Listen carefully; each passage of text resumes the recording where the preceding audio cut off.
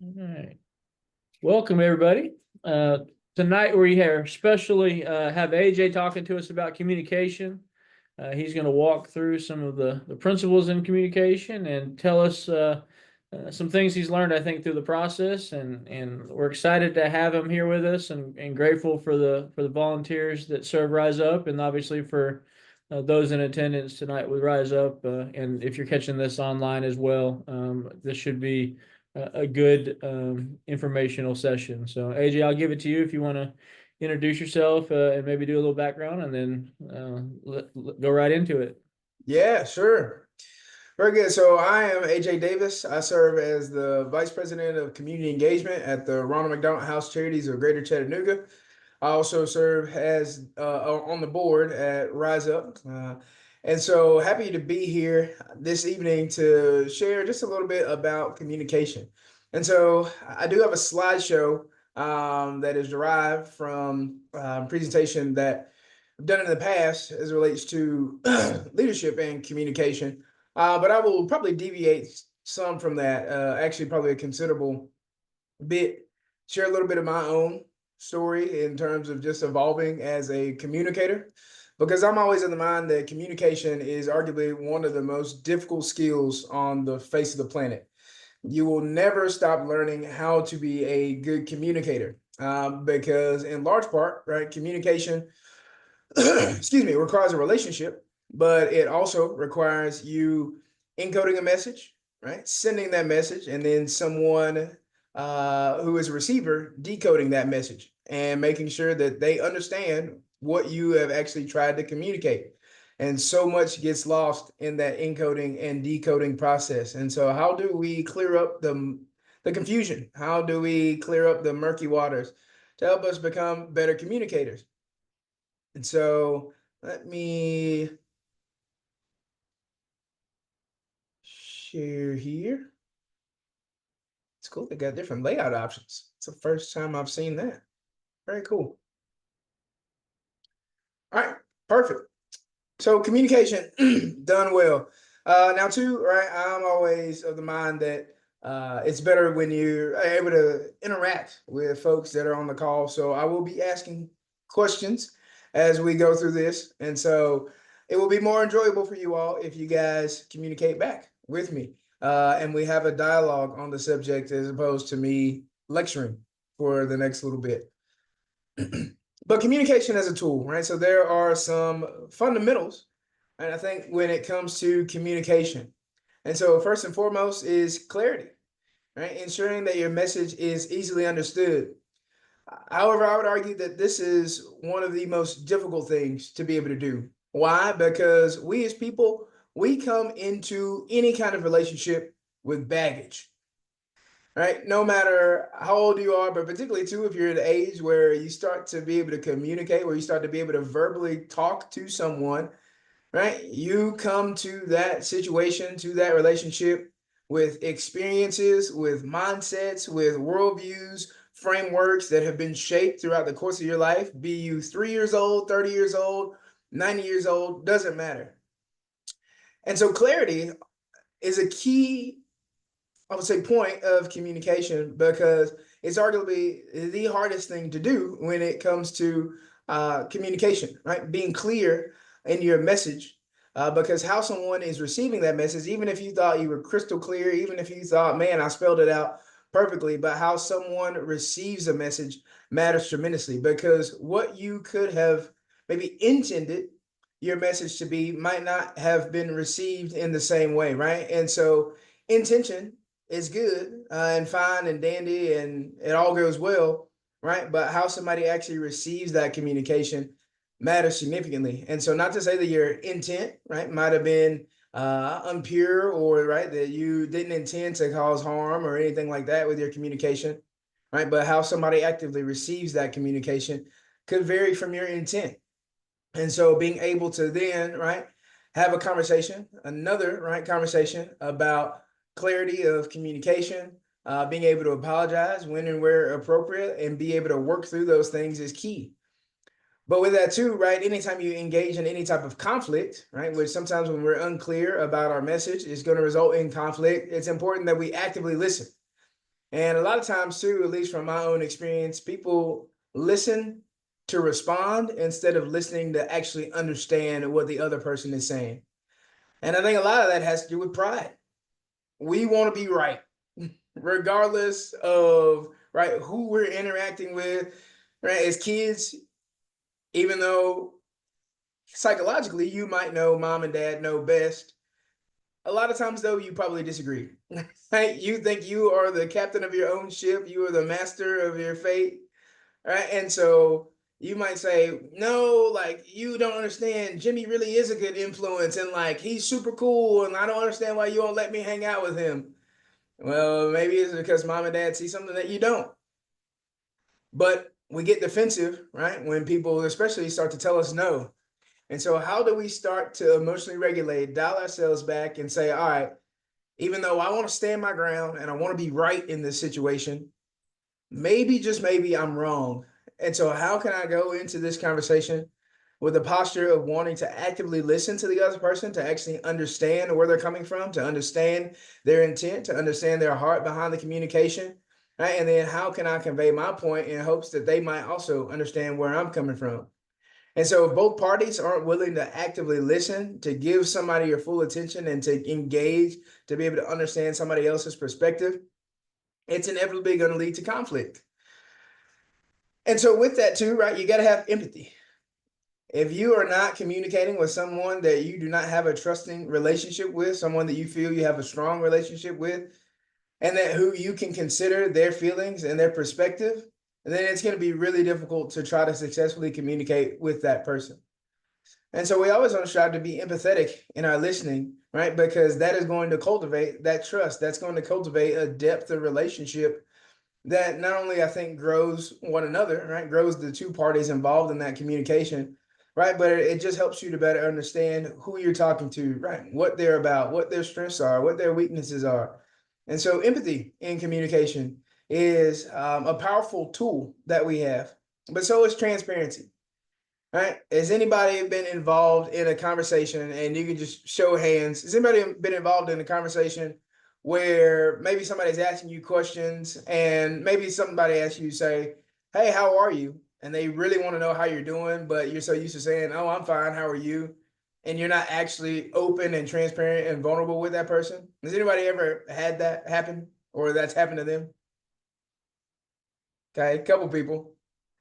Right. And so being transparent and open about our decisions, about our challenges, those things not only build trust, but at the most human level, right? We desire deep connection, right? We desire deep relationship.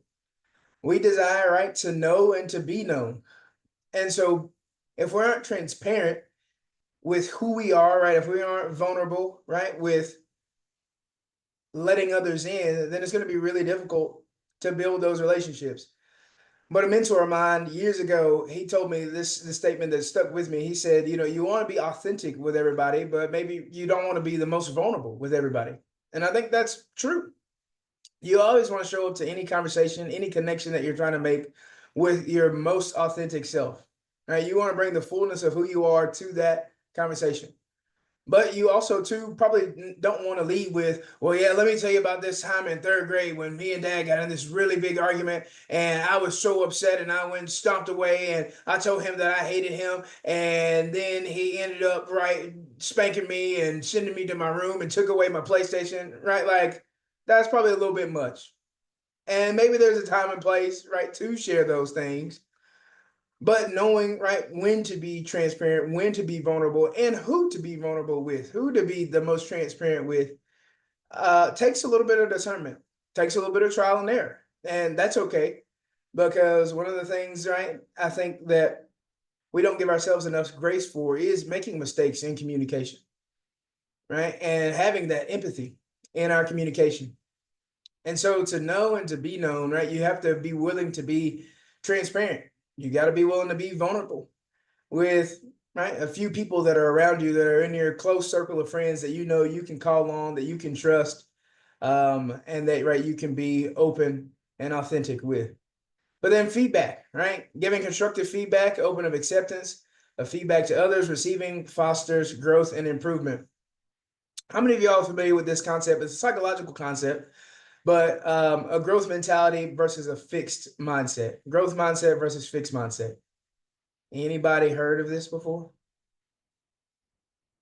Okay, a couple people. All right, Nate, what is a growth mindset versus a fixed mindset? A growth a growth mindset is something that helps you with like get over something, eh, like grow through it. And then a fixed mindset is, I forgot what a fixed mindset was. No, you're good. You're good. All right, pretty good. Anybody else want to chime in? Growth mindset versus a fixed mindset? All right, so a growth mindset says, right, even though I'm encountering an obstacle, right, I can overcome these obstacles, right? I can grow through this, right? I can take this as a learning experience. I can, right, navigate this challenge and learn from it, right? And there will be something better on the other side of it. Versus the fixed mindset says, hey, life just kind of happens to me, right? This is the way things are. I don't even know why we would try to change it, why we try to do something different. Right. And so if you are somebody who navigates life with a fixed mindset, who just kind of sort of believes, well, this is how things are, right, then you're going to have a really difficult time receiving feedback, right? Because you're not going to want to grow. You're not going to want to change because the reality is change is very uncomfortable. No one likes to change. No one likes to be told that they're wrong. Nobody likes to be told, right, that they can improve in an area because we feel like, oh, man, I wasn't doing a good enough job, or, oh, man, like, I failed in this area. And when most of the time, right, that's not necessarily the case. Sometimes it could be the case. But if you approach conversations, right, and really life with a growth mindset that says, hey, everything is an opportunity for me to improve, everything, right, I see in front of me is a chance for me to be better, right, then you are much more apt to receive feedback, to take that feedback, to implement it, to help you take the next step in your development, to help you take the next step in terms of opening doors and opportunities, right, that you may have not had access to otherwise. But being able to receive feedback in a positive, constructive way is very important for communication. So too, right, is also being able to offer that feedback, right? Because this is how one of the ways that we can successfully navigate conflict. Because if you really think about it, right, one of the things that you're doing in conflict is you are creating these feedback loops, right, of feedback, so to speak, that says, hey, like this offended me, or hey, this made me feel some type of way, and I want to talk to you about that, right? And so you are leading out, right? If you're going to engage in a conversation where there's going to be some conflict, right? Well, inevitably or innately, you're giving that person feedback, and you're saying, hey, like the way that you spoke to XYZ person was not okay with me. Right. And so you're trying to help that person grow, but if that person doesn't want to receive that, then right, you're gonna have to figure out what to do with that. Inspiration, right? Can we inspire others, motivate others, help them to stay committed to a vision and to feel a sense of purpose? And there's a lot of where motivational speakers come into play, and we see them and we love them, and we're like, oh man, that was amazing. Right? We want to feel inspired, oftentimes, right, in our communication. Or that somebody is at least, right, going back to the first point of it's clear in what they're communicating to us. But then like nonverbal communication. So much of communication does not happen orally, right? It's not somebody necessarily talking to you. It's the body language. It's the tone, the gestures, the eye contact, right? If you're having a conversation with somebody and you got your arms folded and you looking like this, right? They're probably not gonna, they're gonna assume that you're not very engaged with what you're saying, that you don't really care about what they're saying. And sometimes that's gonna turn people off. You're gonna be like, yeah, that conversation sucked. I did not enjoy that conversation. Why? Because that person wasn't engaged. And you could tell, right, not even necessarily by what they were saying verbally, as much as what they were saying non-verbally.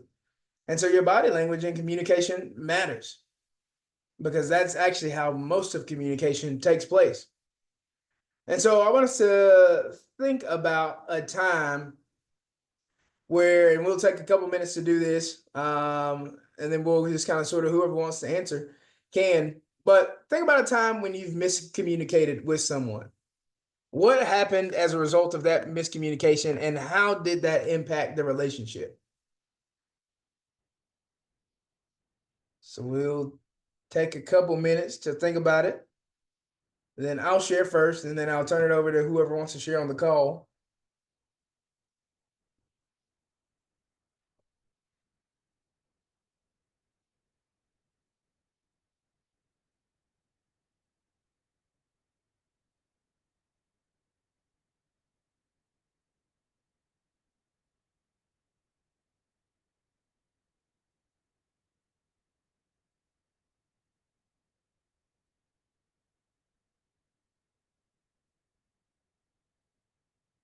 Take just a little more time to think about a time where we have miscommunicated with someone.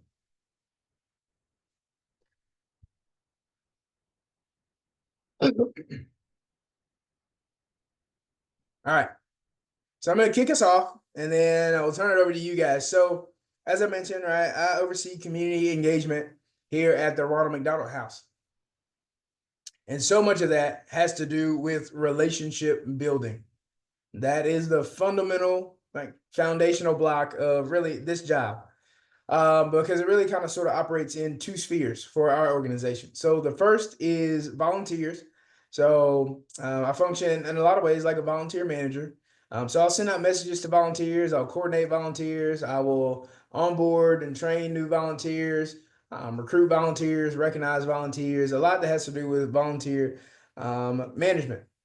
And then the other part of my job is our McDonald's partnerships and a few other third-party relationships that I'll manage. But I remember when I first started in this job, and one of the things that we needed to do was we needed to implement a volunteer management system.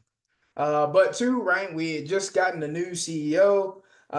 We were in the middle of trying to come up with our strategic plan for the next few years. There was a lot of change that was happening with the organization. And there were volunteers that had been here for 20, 30 years. And so when we purchased a new volunteer management system, one of the things that I set out to do was I was like, hey, we got to get everybody trained on this system. But then two, there's information that I felt like we need to share as an organization to our volunteers. And so I sent out a message to volunteers saying, hey, like everybody, you need to come, you need to do this volunteer orientation. And a lot of folks did not like the word orientation. All right. They felt like they were being belittled, that they had been here for 15, 20, 30 years. And how dare, right? They need to go through an orientation, right? They could probably take me to task on some things, right? Because I'm the new kid on the block. But I did not mean orientation in the typical sense of, hey, you guys are new and let me school you. I meant it in the sense of, hey, we need to get reoriented to who we are at this iteration of the organization. We need to be reoriented, right, with not only who we are, but who we're becoming, right? What direction we're headed. But people too, they did need to be oriented to who I am and my role, and understand, right, the value that I bring to the organization and my role within the volunteer ecosystem here at the Ronald McDonald House. And so my intention behind using orientation wasn't to use it in the conventional sense of, oh, hey, yeah, you guys need to come and you need to learn all these things from me. It was, no, hey, we are in a new phase, a new season, a new iteration. And so let's reorient ourselves to who we are. And so part of that, right, has to do with our connotation of words, right? How we think about words and their actual meaning, right? What they mean to us individually.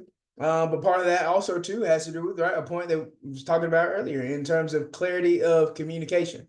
And so there was a little bit of damage control that we had to do in terms of helping people to understand what the purpose of these meetings were. And so that was a time where, yeah, it's like, all right, I had a clear communication blunder, and you make mistakes and you figure out how to navigate those mistakes, right? Seeking that humility, being humble, trying to actively listen to other people, being empathetic, and being able to receive that feedback and say, yeah, like I messed up.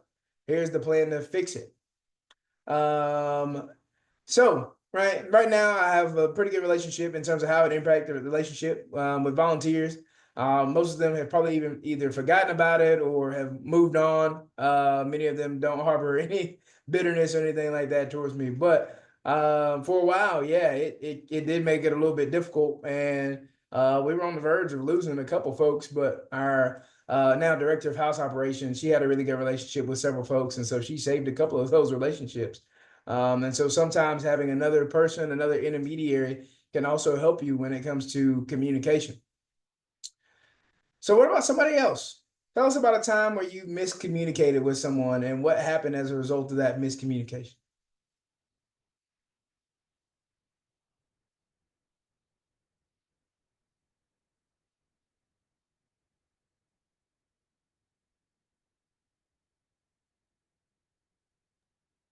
Don't be shy. You know, you guys have had miscommunication.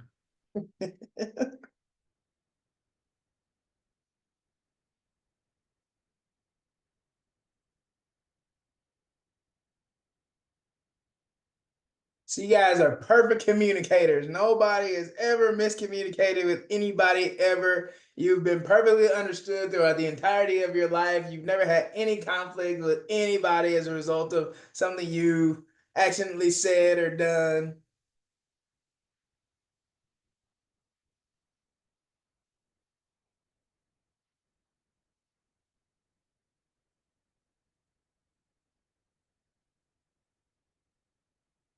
Somebody volunteers tribute, or I'm gonna voluntold somebody.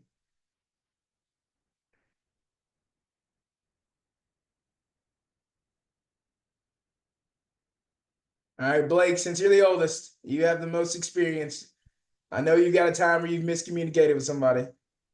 Um, just recently, I was playing outside earlier today, and I was playing football, and my quarterback threw me the ball, but we miscommunicated, and I went to one side of the field, and he threw it to the other side of the field. So that was some miscommunication. It didn't really impact the relationship too much. We just forgave each other for the miscommunication and kept playing. But we could have had a touchdown if we'd gone the same direction. No, there we go. That's good. That's a really good example of communication, right? Because yeah, you and the quarterback got to be on the same page in terms of the route that you're running, the spot that he might be throwing to, or whatever the case might be. And so, yeah, if you're not on the same page there, then you miss out on the yards or touchdown or whatever the case might be. So yeah, good example there of a time when yeah, communication can go awry. But really, right, when we think about communication, there's three overarching types of communication styles that we need to consider. So the first is verbal communication, what I'm doing now, right? Articulating thoughts clearly in a personal and or professional setting, right? Using your words, as we say. But then there is written communication. So this would be through email, through text, right? Even through sometimes with Snapchat, right? You might have words that you put into Snapchat or right some of these other social medias. A lot of them will use written communication or a combination of different types of communication, maybe written and verbal communication. But you think about platforms like X or something like that, right? All of that is written communication. And then, of course, there is nonverbal communication. So your body language, your facial expression, your tone, they all impact how a message is received. And so, right, some examples. Right, one of the most famous examples from a president. There have been several that have had iconic lines, but John F. Kennedy, right, in his inaugural address, he's renowned for, of course, his inspiration and impact as a United States president, but in many ways a world leader. And one of the famous lines from his speech was, "Ask not what your country can do for you. Ask what you can do for your country." So this was a powerful call to action designed to inspire civic duty, national service. You got to think, right? He was president in the 60s, so a very tumultuous time in terms of civil rights, right? You had just come off the heels of World War II would have been a few years earlier, several years earlier, but then after that you had the Cold War, right? You had several other international incidences that had taken place, and so very tumultuous time. But he's calling his people, right, to not only unity, but to service. And so his use of vivid motivational language and commanding delivery helped to galvanize the nation and establish a sense of optimism and purpose for the start of his presidency. Right? What is it that you can bring to the table to do for your country, to help it be a better nation, a more thriving nation, a more united nation? And so verbal communication, right? We can inspire, if we recall back to our communication pillars, our 7 communication pillars, inspire others. We can motivate others, right? When we clearly communicate and give solid examples to folks to help them understand how they fit into piece of a puzzle, so to speak. But then, of course, there is written communication. So another question for you guys: who is your favorite writer and why? Who's your favorite author?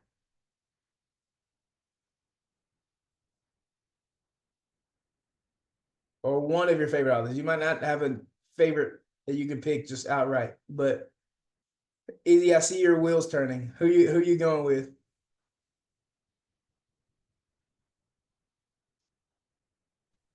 I don't remember his name, but I like the person who writes the Percy Jackson books. Ah, okay. Yeah. Yep. So why? Why do you like his writing style? It's just interesting. Like I like the story, and I don't pay attention to like the style. Okay. All right. So you feel like he's a good storyteller. Good. All right, Nate. Two things. His name is Rick Roydon, and for Izzy's, and then mine right now is 2I T Sutherland, the writer of Wings of Fire. I like the books that he writes because they're funny, and then they're heart touching. Okay. Well, that's good. Yeah, so two of my favorite authors that I can think of off the top of my head, one would probably be Toni Morrison. I like her style of storytelling, right, and the cultural relevancy of it. And then two, James Baldwin. I think he's bold and inspirational in his writing. In some ways, right, some might say prophetic in his writing. And so I really appreciate the works of those two authors. But written communication can have a significant impact on us. All right, and so this is an example here, Brene Brown. She's a professor, but she's also a renowned author and speaker and researcher. So she's known for her work on vulnerability, courage, and leadership. Brown's books, including Daring Greatly and Braving the Wilderness. She has a newer one called Dare to Lead, and then there was another one that had to do with like emotions that apparently was really good. But they showcase, right, her compelling written communication skill. And her ability really to be able to convey, complex emotional and psychological concepts in an accessible and relatable manner has made her a significant voice in leadership and personal development. So written communication is another key aspect of how we communicate with folks. But you don't necessarily have to be writing novels, as I mentioned, right? Texting somebody. We literally spend so much time on our phones. We spend so much time texting people, messaging people on platforms like Instagram or Snapchat or whatever the case might be, right? Even you think about news and where people get certain forms of news, a lot of times it's on your phone, right? I get news articles that come to my phone, but a lot of people, they'll get their news from Twitter, or sorry, X, what's now X. A lot of folks get their news from TikTok, which is not necessarily a form of written communication. That will be more so of video communication, but there is some text sometimes that are involved in TikToks, right? But the world of social media, you get a lot of written communication, and written communication that's now at your fingertips. So it's not even necessarily now you have to go to a library or anything like that to look up information, to find information. You can find information at click of a couple buttons from the device right in your pocket. And so written communication is another form of communication, but nonverbal communication. Right. So Mahatma Gandhi used nonverbal communication with his decision to walk barefoot and wear traditional simple clothing. This was a deliberate nonverbal statement against British colonial rule and its oppressive policies. By choosing a humble and unadorned appearance, Gandhi visually aligned himself with the common people and demonstrated his commitment to nonviolence and self-sufficiency, communicating his message of independence and justice without needing words. You see nonverbal communication every single day. And it is, right, whether you realize it or not, your brain is processing nonverbal communication cues at an astronomical rate. Because every twitch, every bat of the eye, every move of the hand, it communicates something to people. But the nonverbal communication is difficult because a lot of times it's so easy to miss, but oftentimes too, it's so easy to misunderstand. Right. And so if I'm talking to somebody and they hit me with a sigh, then I'm like, oh man, all right. They could be upset about something. They could be disappointed. They could be tired. They could be exhausted, right? There's a myriad of things, right, that we could interpret from a sigh. But until we ask somebody clearly, hey, are you okay? Right? What's that about? Then we won't know. Maybe they are angry and pissed off about something that we said or did, or maybe, right, they just got some alarming, frustrating news and they're just tired. Right? Could be a myriad of things. But we'll see people too, right, that will protest sometimes non-verbally, right? So maybe they'll go on a hunger strike, right? Maybe they will, display some other form of protest, like Gandhi did, communicating things non-verbally. And so written communication, verbal communication, and non-verbal communication are really the three overarching types of communication styles. And more often than not, right, many of them will be blended together, right? And so if you're verbally communicating, you also will be communicating non-verbally. Right? Generally, we are always communicating non-verbally, but some barriers to effective communication, right? Miscommunication, as I mentioned earlier, due to lack of clarity or assumptions, emotional or personal bias. As I mentioned, we're not robots. We all show up to conversations and to relationships with baggage, and cultural differences and varying communication styles. Right? All these things can create barriers to effective communication. But nonverbal communication, as I mentioned, is the most influential, followed by verbal and then written communication. So nonverbal cues, they do make up between 65 to 93% of total communication in face-to-face interactions. And about 55% of communication comes from body language, while tone of voice contributes to 38% and actual words only contributes to 7% of meaning of a conversation. Which means that we have to take a holistic approach to understanding how people are communicating with us, but also to how we are communicating. Right. And so if I'm really enthused and happy and thrilled about something, but I'm sitting up there and I'm like, man, this is the best thing ever. I'm super excited for this. Then you're like, I hear what you're saying, but like, are you really though? And so being mindful of our phrasal expression, our nonverbal cues when we're communicating something is critical. But then verbal communication, right? It's still crucial, especially in professional settings. Effective communication, it often involves the clear expression of ideas and active listening. So 86% of employees and executives cite lack of effective collaboration and communication as a major reason for workplace failures. But this is not necessarily just even in the workplace, right? You'll get this in group projects in school. You'll get this with friends. You'll get this on the football field. You'll get this, right? And even as if you're an artist, right, and you're trying to work with maybe another artist or a gallery or something like that. I mean, miscommunication happens in a myriad of different capacities, right? And so being clear about what we're expecting, what we want, being able to express those things and being vulnerable with our communication is essential. And then written communication, right? Particularly in a digital age is vital. Over 50% of employees say that unclear communication in writing, such as vague emails, can cause miscommunication in the workplace. And oftentimes too, right? If you are vague, then you are creating expectations for folks. And when you don't meet those expectations, inevitably it leads to disappointment, right? Because the reality is much, if not all of our communication is creating in the other person an expectation. Right?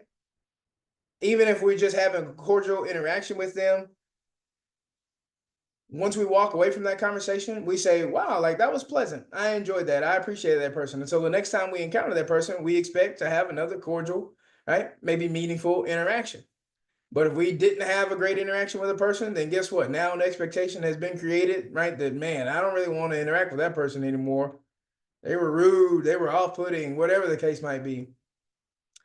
And so this can happen in written communication, happen in verbal communication, nonverbal communication, right? But especially too in this age, right? When you start working and things like that, yeah, you've got to be clear about what you want and expect from people. Otherwise, it's going to lead to some conflict, to some disappointment, to some disagreements that can, depending on the parties involved, be difficult to overcome. And so while these statistics, they suggest that verbal and written communication are essential, nonverbal communication holds a significant impact, especially in interpersonal relationships and right in leadership. And so some keys to better communication. First and foremost, you got to understand that communication is the basic building block of all relationships. And so it's always funny to me when, especially to right, Gen Z, and I'm assuming Gen Alpha, but us millennials are guilty because I think we're the ones that started it. But when people are starting to date folks, they always say, "Oh yeah, man, we're like talking," and I'm like, that's always baffled me because I'm like, well, I would hope you're talking because I don't understand how you would get to know somebody if you aren't talking to them. Right. And so, of course, right, we mean, oh, we're in the talking stage, very non-committal. You're just getting to know somebody. But it's interesting that we call it talking because that is the basics of the relationship. That is the basis, sorry, of the relationship. You were communicating with that person either via text or maybe over FaceTime or phone call or something like that to get to know who they are, to try to assess and determine if you guys are compatible, if you want to continue to see that person, so on and so forth.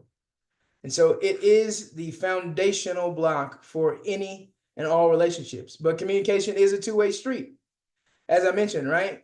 Anytime you're communicating with somebody, you are encoding a message, and that person has a responsibility then to decode your message and to make sure that they're understanding what you're actually trying to communicate.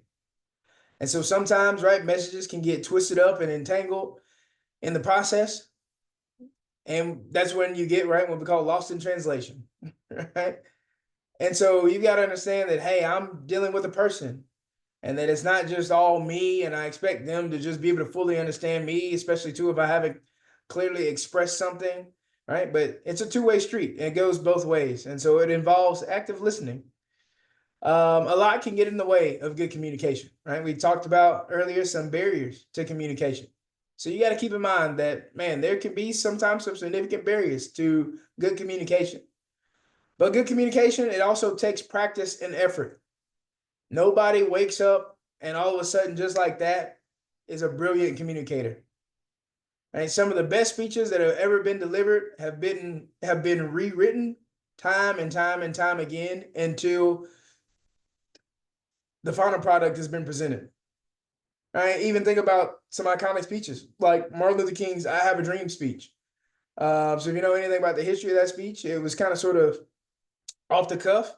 It wasn't necessarily written and recorded, but it's something that Dr. King had been in conversation with and had thought about for quite some time. And so communication, good communication, it takes practice.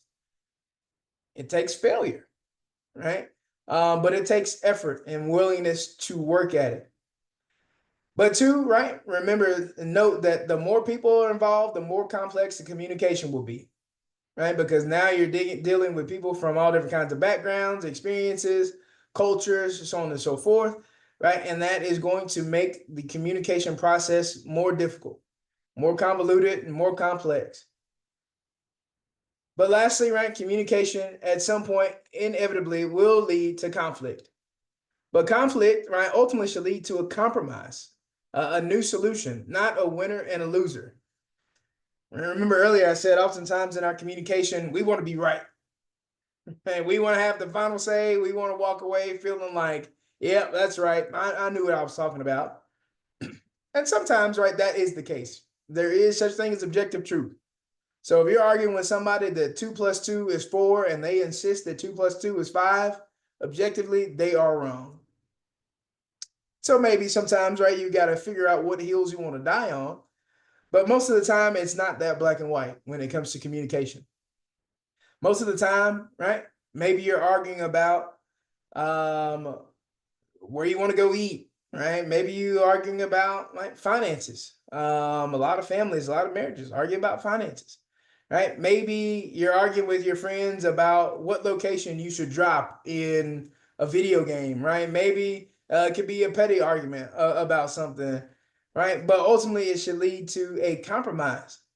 But compromise requires compassion, and it requires a willingness to enter into a relationship and to say, like, all right, like, yes, I have this conviction, but I'm not going to be so tightly held to this conviction that I can't see your point of view, and that I'm willing to let go of some of the things that maybe I thought were true or that I thought I wanted, in order for us to be able to come up with a solution that works for both of us. Right? And so you got to go into conflict not with a hard and fast hammer, this is the way it's going to be or else, right? Issuing ultimatums. But you should go in empathetically with some compassion and say, hey, I want to work with you because I value this relationship. I treasure this relationship. And I want to find a solution that works for the both of us, a compromise that works for the both of us. I remember as a kid, and I loved wrestling growing up. I still watch wrestling, like WWE wrestling. And there would be times on when I was a kid and I had to go to school the next day, and Monday Night Raw would be on. And it didn't go off till like 10 or 11 o'clock, I think, at night. I think it was like 10 o'clock Central Time. And there would be times where I want to really see a match, a main event or whatever. And my mom would be like, nope, like you need to go to bed. And so sometimes, right, that was what it was. And I was not winning that fight. But there would be other times where I would try to negotiate a solution. And every now and again, my mom would acquiesce. And she would allow me to stay up to watch one more match or to watch a main event or something like that. Right. And so we worked out a compromise, even at age 7, 8, 10, however old I was, up there watching WWE, what we used to be WWF, now WWE. Right. And so knowing that conflict does not have to lead to a winner and a loser, but it can lead to a compromise where both parties feel like the solution works for them. So keep in mind, right, effective communication requires more than exchange of information. When done right, communications fosters understanding, strengthens relationships, improves teamwork, and builds trust.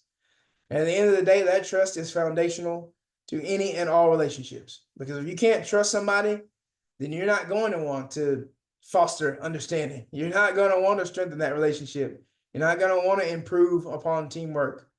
And so trust is critical to any and all communication. But the ultimate goal, right, should be to do these things, to foster that understanding, strengthen the relationship, improve teamwork, and to build trust. So that's all I've got for this presentation of communication. Thank you all so much for your time, for your attentiveness. I hope something you took away from this, a nugget or two, was helpful as you think about communication at whatever stage of life that you are in. Does anybody have any final thoughts, questions, anything like that?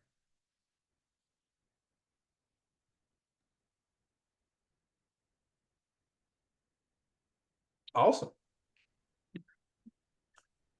Well, AJ, appreciate you coming on and talking through communication. I think that was pretty insightful and some things to take away for sure. Very good. Excellent. Well, thank you all again for having me. I appreciate it. Appreciate you guys. Thanks, everybody. See y'all next time.